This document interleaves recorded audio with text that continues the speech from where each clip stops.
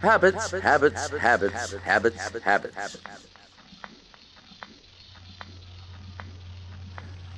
From the day we're born and throughout our lives, we face challenges. Some big, some small. Many of these challenges occur time and again, so it is important for us to find ways and means to handle them. When we face a challenge, we usually meet it consciously. When we find a method that works, we use it again and again. By using the same method regularly, we make it stronger. Before long, the method goes into action almost without our knowing it. And then we have a habit. How many habits do you have? How would you answer? If you were like many people, you might say, well, I don't know, smoking too much, fiddling with my hair, talking with my hands, oversleeping the alarm. Well, yes, I guess maybe I have 4 or 5. Maybe you would not give this answer, but many would. People who have been thinking of habits only as bad. Quirks, peculiarities, irritating gestures and mannerisms. Add up the habits each one of us really has, and the total is likely to be an amazing 1,004 or 5. Because habits are among our methods for living. They are the patterns of action we learn with our minds, our bodies, our emotions. We are not born with habits. We keep on acquiring new ones until, as grown-ups, each one of us is really a bundle of habits. Habits that help us eat and sleep, keep healthy and stay safe, play and work, dress and undress, meet and deal with people, earn a living, spend money, show our feelings, relax. Habit collecting begins in the crib. Watch a baby learn to walk. He puts all his energy into getting to a standing position. Then he takes one step, then the next. He repeats the process again and again. Then, one day, he walks without this conscious effort. His muscles go through the same actions as before, but automatically. He has developed the habit of walking. Habits are bargains. Habit is economy. Through habit, we learn to simplify our movements and to save energy and thought we needed at first to get something done. At one point in our lives, we learn to put on our shoes, tie our ties, button our shirts. While we were learning, we had to think about each step. But once learned, the habits we use to dress go on automatically. How many of us can say which shoe we put on first, which sleeve of a blouse or a shirt? How many motions we use to button our coat or to fix our hair? We do these things every day by habit, without much mental energy. When we get dressed, we go on automatic pilot. It's lucky we have the ability to develop habits. Just think, if acts like dressing did not become easier with repetition, if we had to think out each step every time we performed it, our whole day might be taken up with just the process of getting dressed. There's no end to it. As we grow, we keep on adding new habits. And there is no end. At no point can we sit back and say, all right, I've got as many habits as I need. Of course, certain habits, once developed, can stay with us for life. But our lives change. New challenges face us. And fortunately, we have the ability to develop new habits to meet new demands. The new mother is a good example. She has no habits for handling her baby. Yet, changing a diaper is a challenge. She's all thumbs and tense muscles at bath time. Every feeding is a major production, but watch the same mother with child number 2 and 3. By this time, she is able to change diapers, give baths, whisk through feedings, and at the same time scold one child, comfort another, plan dinner, and think about the television play she saw last night. She did not start out with mothering habits. She developed them as she needed them. And so, all through life, we are continually being asked to develop new habits and to modify old ones, to perform a new sport, to follow through on a new job, to live with someone, like marriage, to live without someone such as death or divorce, to handle a crowded working schedule, to adjust to a slowed-down schedule such as retirement or illness. Is life nothing but habit? Of course not, and we would not want it to be. So much fun comes from the things we least expect. So much excitement comes from the surprise happenings, from learning to do something new. If we have the habit method to handle the routines of living satisfactorily, If our automatic pilot works well, then we are free to enjoy the unexpected fun, to meet the occasional crisis, to make the most of the once-in-a-lifetime opportunities. If good habits are the method of easier living, what are bad habits? Bad habits are poor methods. They hamper us, prevent our lives from being as pleasant as they might be, cut down on our efficiency. But despite the fact that a bad habit does all these things to us, it is very often developed because we enjoy some part of it. We may not like the results of overeating, but we may enjoy good food so much we're not willing to give up overeating. We may know the value of punctuality, but the lovely warm extra minutes in bed may be too pleasant to forego. Because we enjoy certain things about a habit, even a so-called bad one, we repeat it, we reinforce it. So bad habits develop exactly the same way good habits do. Repetition strengthens any habit, good or bad, and bad habits can be just as strong as good ones. Usually they seem stronger, but that is only because most of us have had experience in trying to break bad habits. Anyone can make a mistake, and that's just how some bad habits develop, by mistake. Sometimes in trying to find a way to deal with a problem, we hit on an inefficient method. We think it is producing the results we want. And because we think it is successful, we reinforce it by constant repetition. Learning to swim, Johnny thinks he has to lift his head completely out of the water in order to breathe. He interrupts his stroke, spoils his form, and cuts down on his speed. But because he thinks this is the way he must swim, he continues this way. By the time he is shown how to swim correctly, he may have a hard time changing. Oh, Johnny, when will you learn? Mary thinks she has found a successful way to meet new people and make friends by being overly complimentary. She does not realize that her habit of gushing may be irritating and produces the opposite result from what she wants. Whoa, Mary, back up. Many bad habits stick with us because they are so automatic we may not be aware of them. We have no obvious alternative, no better method to use, and we really enjoy them. 1 in 1,000. Everyone has more good habits than bad ones, hundreds more, but unfortunately we may be remembered for a couple of bad habits. They often overshadow and can even counteract dozens of good ones. For instance, Jack is a great worker. He's a genius with figures. He has vision, imagination.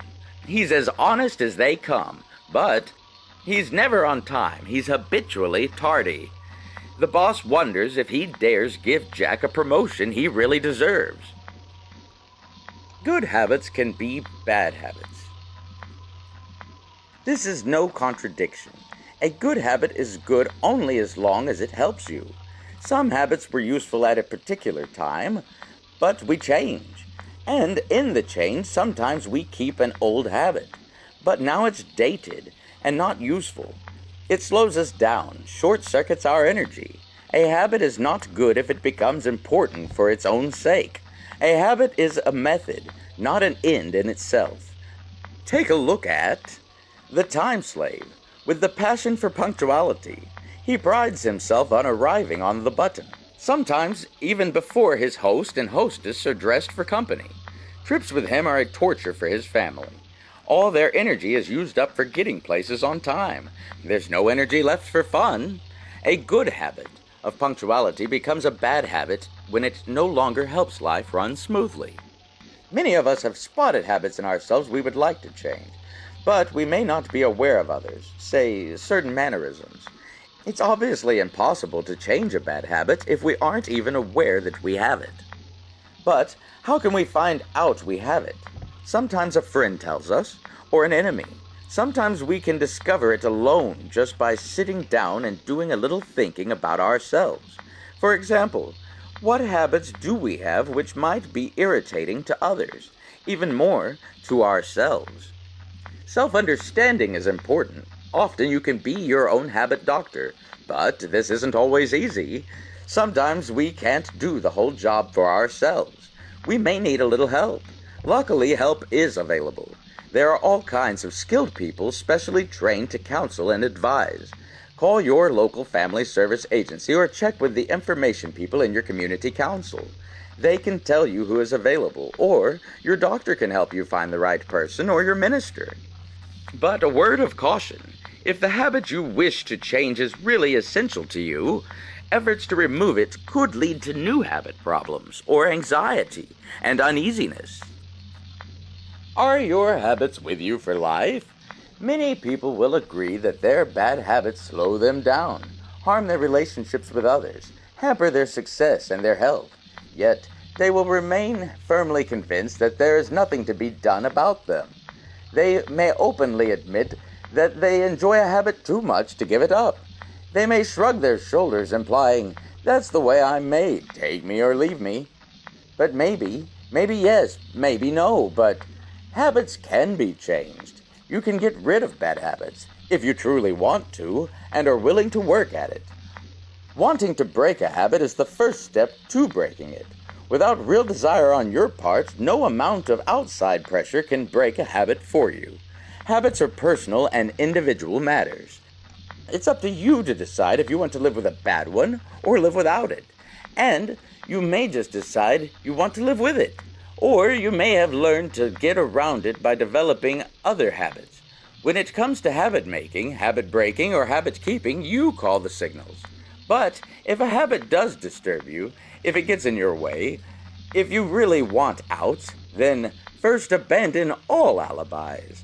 The list of bad habit alibis is long, but do your best to forget them all. Here are a few familiar ones to be forgotten. I was born untidy. I inherited my love of food from my father and mother. I'm just naturally a busybody. I just don't have a sense of time. People born with certain hair color, skin color, eye color, they are not born with bad habits. People learn habits. So if you truly want to change a habit and are willing to work at it, here are some helpful ideas. Steps to habit change. Part 1. Pro and con. Make a list of all the things you like about the habit you may be planning to give up. In another column, list the things you do not like. Be honest with yourself. It's your habit you're looking into, so don't try to kid yourself. And face up to the possibility, as things are now, you may decide that you like the habit too much to part with it. For instance, if you want to stop overeating, write, "I like that good full feeling between meals, eating whatever I like." Things I don't like: being kidded about my weight, indigestion, being bloated, the way I look in a bathing suit. Once you have your list, keep the list handy. You'll probably think of more likes and dislikes to add. Refer to the list often before and during your campaign against overeating. Steps to habit change, Part 2. S-Day. S-Day is the day you start. Once you've decided you really want to change the habit, pick the first possible convenient day to do it. A day when life is going smoothly. You have times that are more unsettled than other times. It's wise not to start a habit change when there are other important things demanding your attention. Steps to habit change, Part 3. One thing at a time. If you're out to break a long-standing habit, the going is likely to be rough. All your energy needs to be applied to this one area. If you try to change several habits at once, you're likely to lose the battle with every single one of them. Your great burst of enthusiasm will be wasted. Worse yet, you may be discouraged from trying to break any habits in the future. But if you succeed in breaking one habit, the success will help you change another one later on. In other words, take it easy. Once you get started in the process of looking at yourself, you may get steamed up to reform yourself from top to toe. There's danger in trying too hard to make a new man of yourself. No one has discovered the formula for this kind of change. Yet, you'll be surprised at how much very real satisfaction comes from following through successfully on one habit change. Steps to habit change, Part 4. No exceptions. From S-Day on, Try to sidestep every opportunity, and there will be many of slipping back into the old patterns. No drags on a cigarette for the reforming smoker, no little tastes of dessert for the reforming overeater, no extra 40 winks for the reforming oversleeper. There are other ways to pamper yourself, and you deserve to be pampered. Buy new clothes, take the family to a ball game, go off fishing for the day and forget about household chores. Do anything you like to celebrate your steady progress, except making exceptions. You want to get to the point where the new habit is working for you. Every time you use it, you make it stronger. Remember, when you use the new habit again and again, you weaken the grip of the old one. But be on the guard. Sometimes it will seem as if the whole world wants to throw you off, almost forcing you to make exceptions. Family and friends may be the least helpful. Beware of them. Turn a deaf ear to the well-meaning words which can throw you off your guard. You will learn to know them well, perhaps to rebel against them. But above all, ignore these words. Just one more won't hurt. We won't count this time. Don't be a spoil sport. Tomorrow's another day. Come on, join the crowd. Steps to Habit Change, Part 5. Test yourself. You may have moved along since S-Day without a slip. Splendid. But perhaps you have been avoiding temptation. Could you resist it? If you're confident in your progress, test yourself. You'll never know until you try, so go ahead. For example, pass a box of candy around and close the lid when it comes back to you. Set your alarm 10 minutes earlier. Can you still jump out of bed the moment it rings? If you can pass tests like these, you're well on your way to victory, but only on your way. Even after weeks of success, that old habit can reappear as if out of the blue. You'll need to stay on the guard until you are completely sure the old habit is gone for good. If you feel sure that your good habits are helping you handle the routines of life satisfactorily, and your not-so-good habits are not seriously cutting down your efficiency, does all of this mean that the habit method is working for you, not against you? Yes! And when you have your habits really working efficiently, probably you will find that you have more time in your life for the new, the different, the unhabitual. And then you are more free to be spontaneous, to enjoy new experience, to meet the unexpected with confidence.